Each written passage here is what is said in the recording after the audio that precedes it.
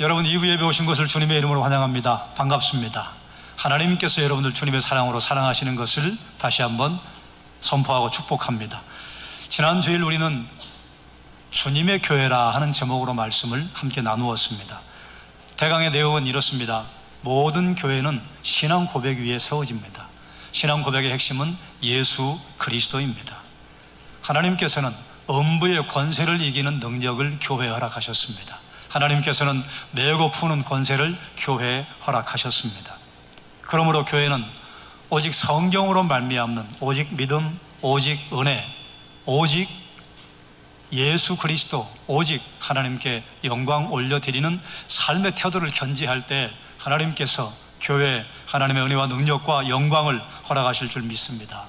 그러므로 사랑하는 여러분, 오직 예수 그리스도 중심의 바른 신앙을 고백하기를 주님의 이름으로 축원합니다.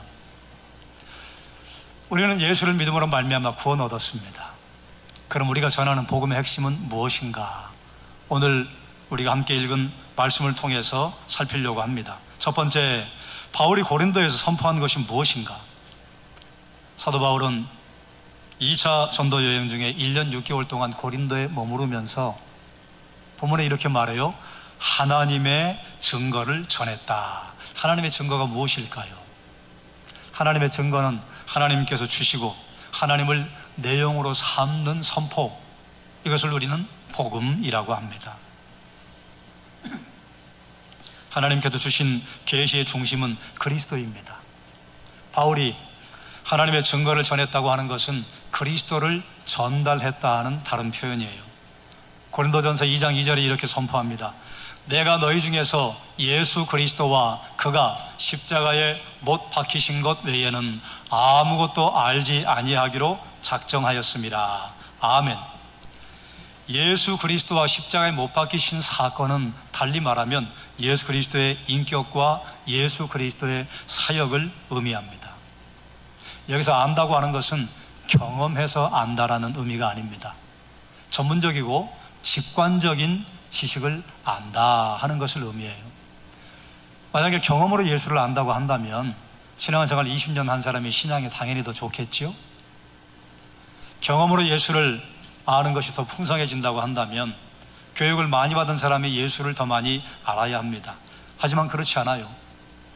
예수 그리스도를 구주로 영접하고 아는 것은 반드시 그런 것은 아니나 꼭 반드시 우리의 학력의 수준과 우리가 인생을 얼마나 살았는가 하는 것에 정비례하지 않습니다. 때로는 중등부 학생이 신앙이 더 좋을 수도 있습니다. 때로는 학문이 없는 분들이 오히려 더 예수 그리스도에 대한 신앙이 뜨거울 수 있습니다. 왜냐하면 여러분, 하나님께서 천지를 창조하셨다고 하는 것이 공부를 많이 하고 묵상을 많이 하면 그게 믿어지나요? 아니에요. 그렇게 안 믿으시더니 어느 날 갑자기 자고 일어났더니 예배를 드리고 일어났더니 그래, 하나님이 천지를 창조하셨지 믿어지는 거예요. 그걸 직관적이라고 합니다. 직관적이라고 하는 것은 시간을 들여서 알아가는 것이 아니라 어느 날 아하, 그렇구나, 무릎을 치고 깨달아지는 거예요. 아, 주님께서 날 그렇게 사랑하셨구나, 하나님의 나를 그렇게 사랑하셨구나. 예수를 안다고 하는 것은 직관적입니다. 이걸 성경적인 언어로 풀어 설명을 하자면 성령께서 우리의 마음에 조명하실 때에, 비춰주실 때에 예수를 그리스도로 고백할 수 있는 것이에요. 직관적이며 전문적인 지식의 핵심이 무엇입니까?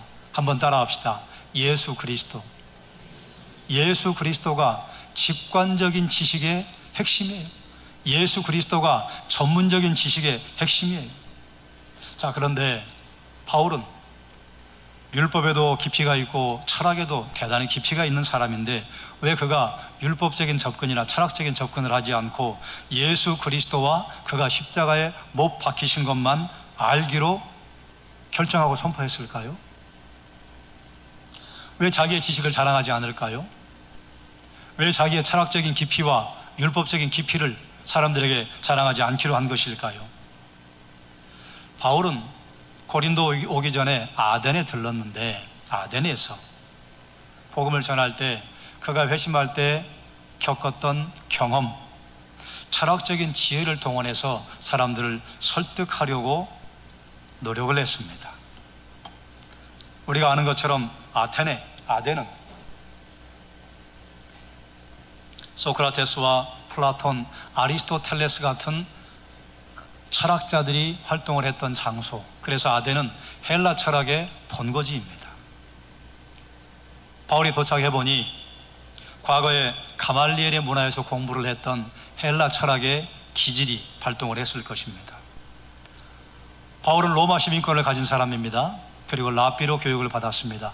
라피로 교육을 받는 사람은 당시에 수사학을 다 공부를 했어요.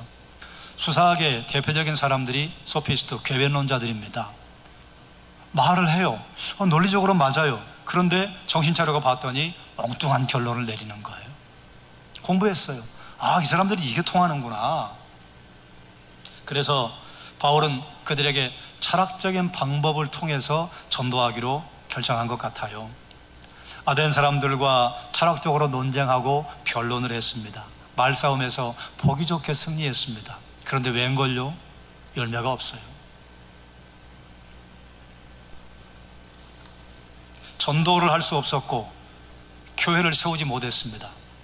여러분, 바울이 방문한 곳, 특별하게 거점이 될 만한 곳들을 방문했을 때 교회를 세우지 못한 곳은 아덴밖에 없습니다. 다른 장소에서처럼 모진 핍박이 있었던 것도 아닌데 전도에 실패했습니다. 이유가 무엇일까요? 바울이 철학적인 논리로 말싸움을 하는 사이에 십자가를 놓쳐버렸어요. 자신의 지식과 철학과 경험을 사람들에게 드러내는 사이에 성령을 의지하는 것을 놓쳐버렸습니다. 그것이 바울이 실패한 원인이었습니다. 바울은 아덴에서 실패를 통해서 그리스도에 관한 지식만이 능력이 되고 십자가에 죽으신 예수 그리스도를 전하는 것만이 사람의 영혼을 살린다고 하는 것을 다시 통감했을 거예요. 그래서 바울은 이제 다시 결정했습니다. 바울은 예수 그리스도를 파는 외판원이 아니에요. 그리스도의 대사입니다. 물건을 파는 사람은 어떻게 해서든지 상대방의 그 물건에 대해서 좋게 생각하고, 그리고 그 물건의 장점을 부각을 시켜서 달콤한 말로, 멋있는 말로, 그럴듯한 표현을 해서 물건을 팔기 위해서 애를 써요. 그러나 대사는 그럴 필요가 없어요. 자기를 보낸 분의 이야기만 전하면 되는 것입니다. 바울은 외판원이 아니었어요. 그리스도의 대사, 그리스도의 특사였습니다. 그래서 바울은 내가 잠깐 실수했구나. 내가 예수 그리스도와 그가 십자가에 달리신 것, 그의 부활만을 선포했을 때 생명이 살아나는 역사가 있었는데 내가 잠깐 착각했구나. 여러분, 바울의 착각이 바울로 끝나는 게 아닙니다. 우리가 예수를 믿을 때에 놀랍게도 특별하게 놀라운 지혜와 학문적인 토대 위에서 우리가 예수를 믿는 게 아니에요. 하나님 날 사랑하신다. 예수께서 날 위해 십자가에 죽으셨대. 우리가 그것에 감격해서 예수를 믿었어요. 그리고 예수 그리스도의 손을 잡고 걸어가다가 잠깐 내 지식과 내 경험을 슬그머니 꺼냈더니 이게 유지가 돼요. 그래서 다시 우리가 미혹받아요. 예수 그리스도와 그가 십자가에 달리신 것 외에 나의 학문적인 배경과 나의 지식과 나의 철학적인 배경을 자꾸 늘어놓고 싶은 미혹에 빠집니다. 그러다가 예수 그리스도의 손을 슬그머니 놓는 것이요. 여러분, 아무리 논문 100편을 가지고 사람에게 읽으라고 해도 그게 그를 구원하지 않습니다. 아무리 뛰어난 신앙서적 몇 권을 갖다 놓고 그걸 읽으라고 해도 그가 구원받을 수 없습니다. 구원받는 것은 오직 단순해요. 예수 그리스도께서 당신을 위해 십자가에 죽으셨어. 예수 그리스도 그를 믿는 것이 멸망하지 않고 영생을 얻게 하려 하시는 것입니다. 신기하게도 이 간단한 선포가 그의 마음을 뜨겁게 만들어요. 지금도 마찬가지예요. 만약에 우리가 공부를 더 많이 했다고 신앙이 더 좋아진다면 신앙 최고로 좋은 사람은 포닥한 사람들일 거예요. 박사들일 거예요. 근데 정말 그래요? 아니에요. 오히려 그런 사람이 더 교만해요. 오히려 그런 사람이 예수에게 더 가깝지 않아요. 오히려 그런 사람이 예수로부터 더 멀어져요. 왜요? 십자가를 놓치기 때문이에요. 성령의 능력을 놓치기 때문이에요. 여러분, 바울만 실패합니까? 우리도 이런 실패를 할 때가 종종 있는 것 같아요. 복음에 실패하는 이유, 복음을 전하는 데 실패하는 이유, 신앙의 여정에서 실패하는 이유가 무엇 때문입니까? 다른 것 아니에요. 우리가 예수 그리스도를 놓치기 때문이에요. 오직 예수 그리스도 한 분 때문에 내 마음에 벅찬 감격이 있었는데 자꾸 거기에 숟가락을 하나 두 개 얹으려고 해요. 그러면서 내 속에 뜨거웠던 것이 식으면서 나는 이렇게 생각하는 것입니다. 예수에게는 별게 없나 봐. 예수 그리스도 그분만이 우리의 구원의 근거가 되고, 예수 그리스도 그분만이 우리의 지식과 지혜의 근거가 되는 것을 놓치기 시작했기 때문에 우리의 신앙은 놀랍게도 여러분 거울과 같아요. 작용 반작용의 법칙이 정확하게 작용하는 지점이 거기라고 저는 생각을 해요. 내 믿음의 빛을 이만큼 비추면 그만큼 하나님께서 역사하셔요. 내 믿음의 빛을 이만큼 비추면 이만큼 하나님이 역사하셔요. 내가 신앙으로 이만큼 밀잖아요. 이만큼 하나님이 능력을 주셔요. 내가 신앙으로 이만큼 밀잖아요. 그럼 그만큼 하나님께서 나에게 응답하셔요. 사랑하는 여러분, 여러분 혹시 복음 전도에 실패했습니까? 만약에 여러분이 신앙의 여정에서 걸어가는 것에 실패하셨습니까? 그렇다면 다시 예수 그리스도를 붙잡고 성령을 의지하여 일어서서 빛을 발하기를 주님의 이름으로 축원합니다. 그런데 바울이 고린도에서 복음을 전할 때 어떤 상태였는가? 고린도전서 2장 3절 함께 읽겠습니다. 내가 너희 가운데 거할 때에 약하고 두려워하고 심히 떨었노라. 아멘. 바울이 고린도에 거할 때 약하고 두려워하고 심히 떨었다고 해요. 약하다고 하는 것은 육체적인 약함을 말하는 것이 아닙니다. 그 마음의 상태가 허약해졌다는 의미예요. 왜 그랬을까요? 왜 두려워했을까요? 왜 심히 떨었을까요? 심히 떨었다고 하는 것은 이런 것이에요. 아, 떨리네. 아이고, 그만 떨어야지. 그리고 떨리는 걸 멈추는 건 심히 떠는 게 아닙니다. 이렇게 떨리지? 떨면 안 되는데 그래도 떨리는 걸 심히 떤다고 하는 거예요. 내가 제어가 되지 않는 두려움과 떨림, 왜 그랬을까요? 바울은 아덴에서 보기 좋게 전도에 실패했습니다. 그 이전에 그보다 훨씬 어려웠던 도시에서도, 유대인들이 그를 죽이겠다고 쫓아다니는 곳에서도 하나님의 능력이 드러났습니다. 그런데 그런 환경이 아니었음에도 불구하고 실패하고 말았어요. 그리고 고린도로 건너갔습니다. 고린도로 건너갔더니 고린도에 대해서 예전부터 들어서 알고는 있지만 도착했더니 아덴보다 훨씬 더 강력한 이교도들이 자리를 잡고 있어요. 철학적인 사변과 교만한 태도가 가득했습니다. 그뿐만 아니라 고린도는 물류와 재화가 모이는 곳이었습니다. 도덕적으로 타락했어요. 내가 아덴에서도 실패했는데 아덴보다 더 상황이 좋지 않은 이곳에서 내가 과연 복음을 전할 수 있을까? 그곳에서 복음을 전한다고 하는 것이 바울에게 굉장히 큰 중압감으로 다가왔을 것입니다. 여러분, 바울처럼 담대한 사도도 이렇게 약할 때가 있습니다. 자신감이 사라질 때가 있습니다. 바울에게만 그런가요? 우리도 역시 마찬가지입니다. 우리도 신앙생활을 할 때 때로는 하나님 앞에 나는 순교도 할 수 있어, 그런 뜨거운 신앙을 가지고 있다가 어느 순간인가 순교는 뭐예요? 내 신앙도 지금 지키지도 못하겠는데, 나 좀 교회도 쉬고 있고 나 예수도 좀 잠깐 조금 방학했다가 믿고 싶고, 내 신앙조차도 내가 꼭 이렇게 믿어야 하는가, 그런 자괴감에 빠질 때가 많은데 무슨 우리가 하나님 앞에 나 순교도 할게요 이런 신앙을 어떻게 우리가 1년 12달 365일 지킬 수 있겠습니까?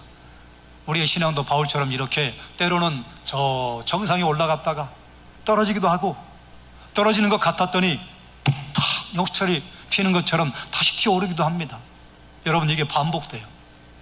아무리 신앙 좋은 사람이라고 추락하는 지점이 없는 게 아니에요.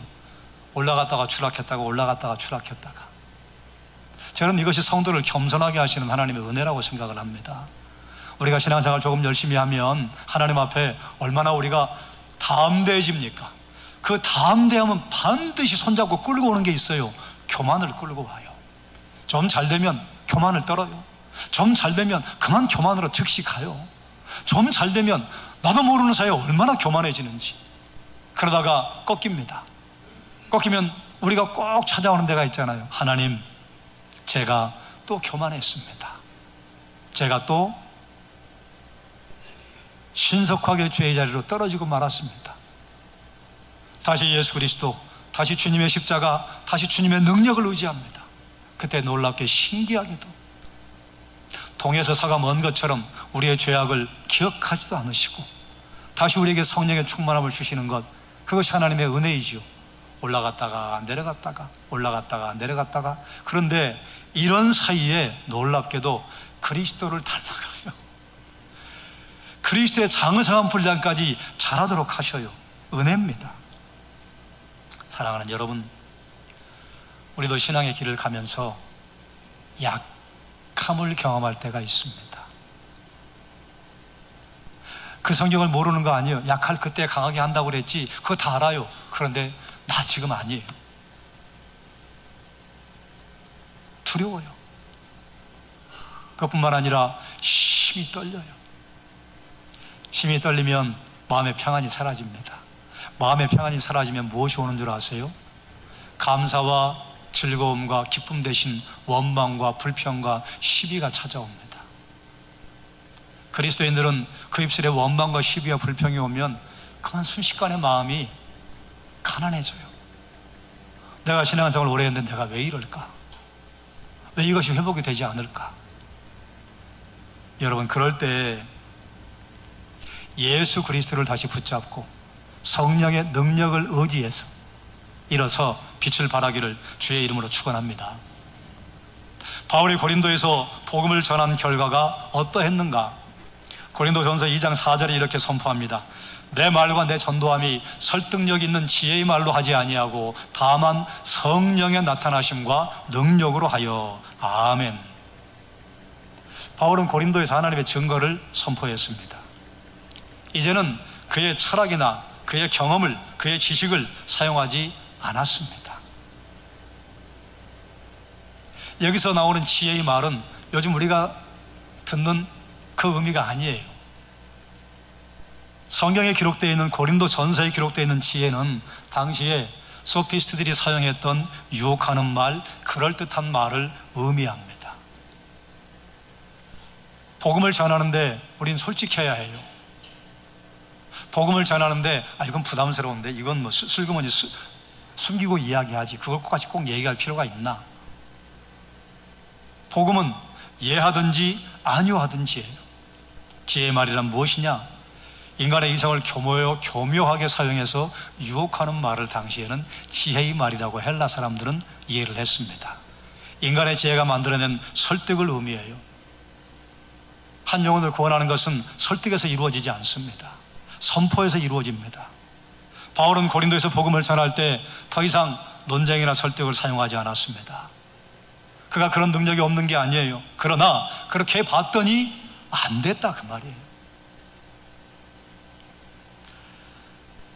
논리와 설득력과 화려한 말이 개입되기 시작하면 십자가의 도는 헛된 것이 되고 맙니다.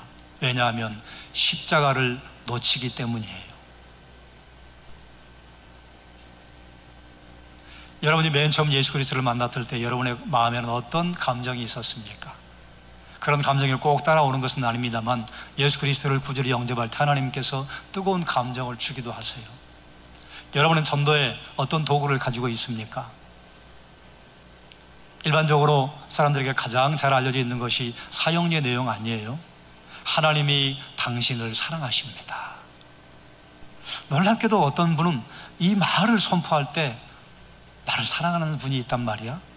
이 말에 마음이 뜨거워져요. 당신을 위한 놀라운 계획을 가지고 있습니다. 그런데 모든 사람이 죄를 범하여 하나님의 영광에 이르지 못하기 때문에 하나님 허락하신 풍성한 삶을 살아 누리지 못합니다. 그것이 우리 인간의 현 주소입니다. 그러나 하나님은 우리를 그 자리에 방치하지 않으시고 아들을 보내셔서 우리의 죄의 값을 대신 감당하게 하시고 우리에게 살 길을 열어놓으셨습니다. 그러나 이것을 아는 것으로 충분하지 않습니다.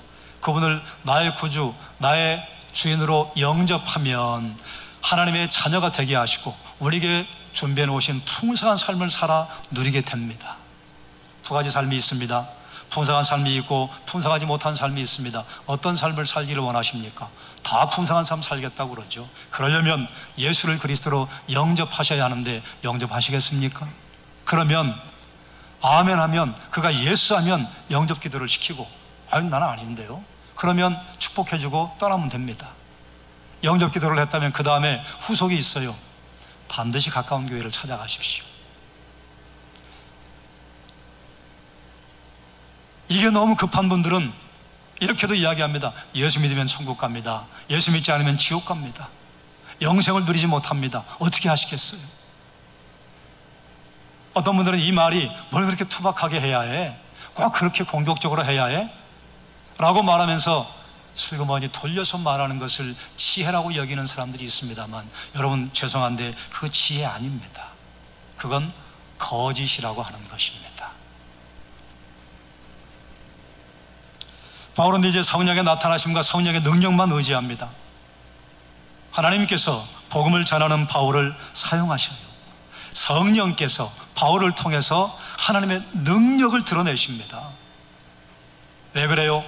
바울이 성령의 나타나심에 의존하여 복음을 전했기 때문에 복음을 듣는 자들에게 확신을 주는 것입니다. 고린도전서 2장 5절 말씀 함께 읽겠습니다. 너희 믿음이 사람의 지혜에 있지 아니하고,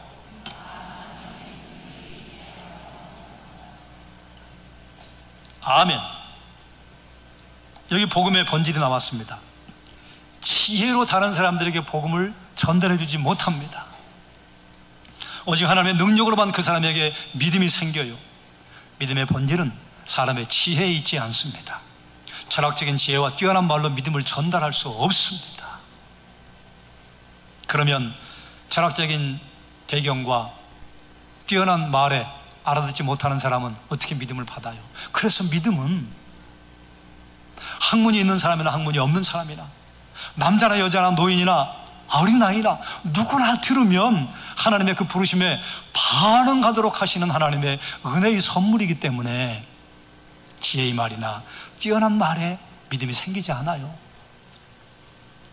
믿음의 본질은 믿는 사람의 태도에 근거하지 않습니다. 믿음은 그리스도와 그리스도의 사역에 기초합니다. 믿음의 근거는 이성이 호소하는 논증이나 설득력이 아니라 진리와 함께 진리로 말미암아 심령에 역사하시는 하나님의 권능입니다. 그러면 여러분 생각해 보죠. 복음의 핵심이 무엇입니까? 복음의 핵심은 예수 그리스도입니다. 좀 확장을 시키자면 예수 그리스도의 인격과 예수 그리스도의 사역입니다. 예수 그리스도의 인격이라고 하는 것은 그가 누구이신가 하는 질문이에요. 그가 누구이신가?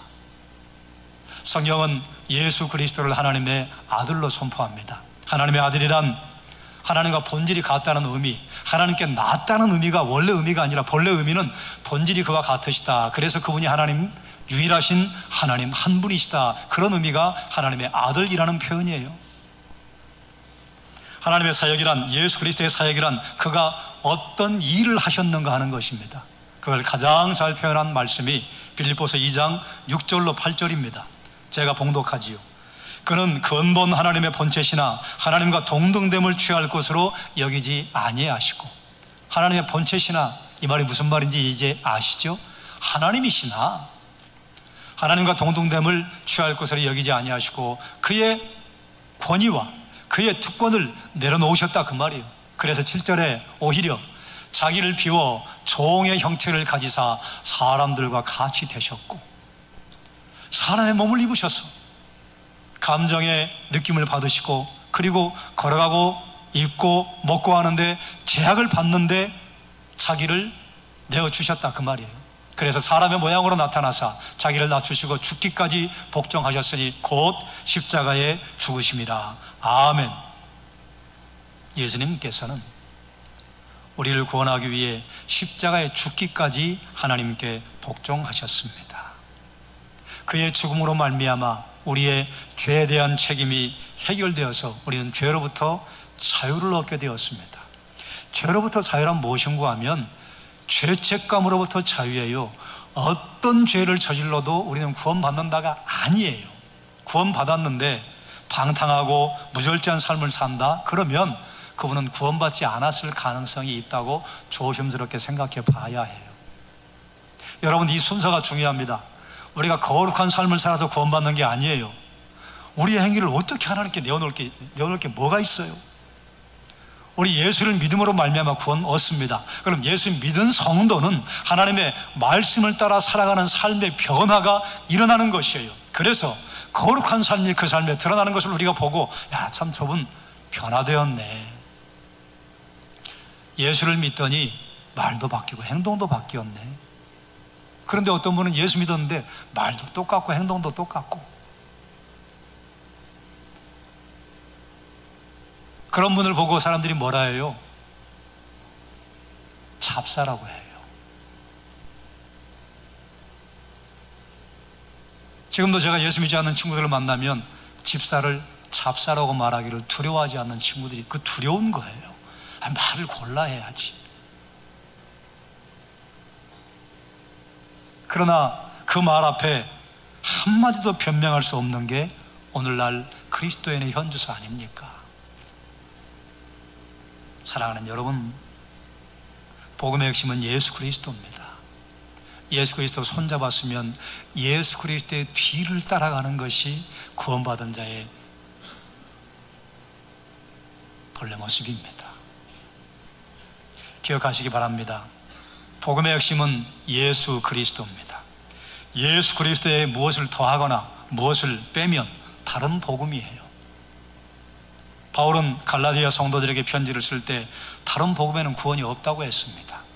왜냐하면 천지를 창조하신 하나님께서 우리 인간이 구원 얻을 만한 이름을 유일하게 예수 그리스도 한 분으로 정하셨기 때문에 그렇습니다. 어떤 분들은 여기서 이렇게 말하는 분이 있어요. 왜 예수 한 분만이냐? 우리가 요즘은 이제 이 정도는 기본으로 알잖아요. 적혈구가 하는 기능이 있잖아요. 백혈구가 하는 기능이 있지 않습니까? 적혈구에 문제가 생기거나 숫자가 떨어지거나 조혈 기능이 없으면, 그러면 심각한 몸에 문제가 발생하잖아요. 백혈구 수치가 떨어지거나 백혈구가 제 역할을 감당하지 못하면 우리 몸은 이렇게 서 있을 수가 없습니다. 그런데 왜 꼭 그래야 돼요? 적혈구는? 말할 수 있어요? 아니요. 창조주께서 정하신 원리예요. 예수 그리스도 한 분만 구원의 이름으로 정한 것은 그분만으로 구원 얻게 하시려는 하나님의 영적 원리입니다. 왜 그래라고 말할 게 없어요. 손을 잡을 것이냐 말 것이냐 선택만 우리에게 주어지는 것입니다. 때로 이것이 미련하게 보여요. 때로 이것이 답답하게 보여요. 그런데 그게 사실이에요. 여러분, 약함과 두려움에 직면했을 때 우리가 다시 거기서 일어서는 방법은 예수 그리스도를 다시 잡는 것이요, 성령을 의지하는 것입니다. 우리의 신앙의 첫 발걸음도, 우리의 신앙의 걸음도 예수 그리스도 그리고 성령을 의지하는 것이 계속해서 지속성을 가지고 살아갈 수 있는 비결이라, 예수 그리스도를 붙잡고 다시 성령을 의지해서 살아가셔 일어나서 빛을 발하기를 주의 이름으로 축원합니다. 기도하겠습니다. 너희 믿음이 사람의 지혜에 있지 아니하고 다만 하나님의 능력에 있게 하려 하였노라. 그러므로 바울은 예수 그리스도와 그가 십자가에 못 박히신 것 외에는 아무것도 알지 아니하기로 작정하고, 그가 배웠던 학문, 그가 배웠던 철학의 지혜, 그가 배웠던 수사학, 그가 배웠던 율법의 항목들을 나열하지 않고 오직 예수와 십자가의 천착한 복음을 선포했습니다. 하나님, 혹시 우리는 다원화되고 다양한 이 세상에 살아가면서 예수 그리스도 이외에 다른 수많은 이미테이션들을 올려놓고 그걸 복음이라고 우리가 생각하고 있지는 않은지, 예수를 따라간다고 하는 것은 오직 말씀을 섬기고 말씀 따라 행동하는 것임에도 불구하고 그 외에 다른 수많은 것들을 올려놓고 우리가 만족을 느끼고 있지는 않는지, 우리의 부족함을 하나님께 고백하오니 하나님, 다시 한번 새롭게 해주시기를 원하며 다시 한번 우리는 예수를 붙잡고 성령의 능력을 의지하기를 원하오니 사랑하는 종들이 일어나서 빛을 발하게 하여 주시옵소서. 예수님의 이름으로 기도드리옵나이다. 아멘. 찬송가 358장입니다.